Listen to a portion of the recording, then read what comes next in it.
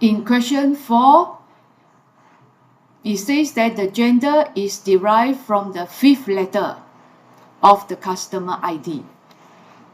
In cell C5, enter the formula to extract the 5th letter from customer ID. So we can use the MIT formula. The text that we want is customer ID. The starting number is number 5 because the first position is always 1, 2, 3, 4, 5. So the letter that we want to extract is starting at number 5. And number of characters that we want is only 1, which is F.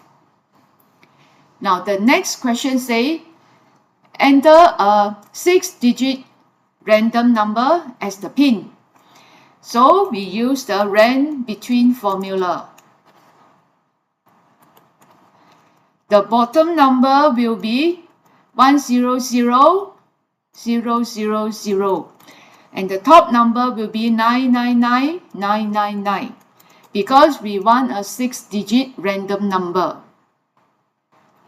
That's all for now.